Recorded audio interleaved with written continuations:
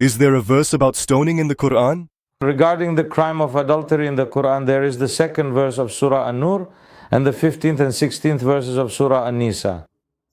In these verses, in the 15th and 16th verses of Surah An-Nisa, in the 15th verse, there is a penal regulation related to lesbianism. In the 16th verse, there is a penal regulation concerning homosexuality. The regulation regarding adultery is in the second verse of Surah An-Nur. There, without any distinction between married and unmarried, there is a punishment of public flogging limited to 100 lashes. Chelde means a blow struck to the skin. In other words, it refers to a punishment of 100 lashes that does not cause bleeding, bruising, or broken bones, and is to be carried out in the presence of a group of witnesses. Stoning is a punishment attributed to the Holy Bible. There is information indicating that the Arabs practiced this.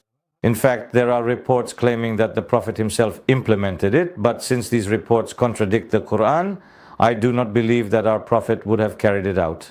Even if it was implemented, it would have been before the verses of the Qur'an that contain penal rulings regarding adultery were revealed. Moreover, the so-called incidents where it is claimed to have been applied refer to just one or two cases, known as Maiz and Hamidiyah.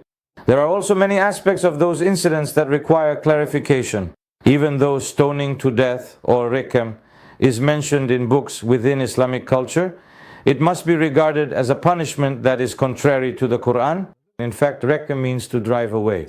If we interpret riqam as exclusion or ostracism in the sense of driving away or isolating those who commit adultery from society and exposing them, there is nothing wrong with that. But it is extremely wrong to interpret this as a death penalty, because the death penalty is the punishment for killing. Since there is no act of killing in adultery, its punishment cannot be death. Moreover, for example, regarding the wives of the Prophet, in Surah Al-Ahzab, verse 30, it says, "Whoever among you commits an open indecency, her punishment will be doubled." Now, for instance, if rekmam, that is, the punishment for adultery, is to be stoned to death, it is not understandable how a woman could be killed a second time. Such a thing is not possible. In fact, it says that if slave women commit adultery after marriage, they receive half the punishment given to free women. This is in Surah An-Nisa, verse 25. There too, it is not possible to talk about half of stoning to death, that is rechime. But if we consider the punishment to be 100 lashes, then twice that would be 200 lashes, and half would be 50 lashes.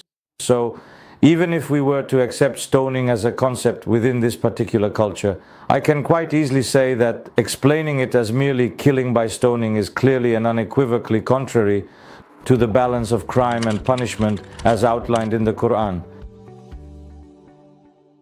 Write your religious questions that you are curious about in the comments section, and let's ask the experts.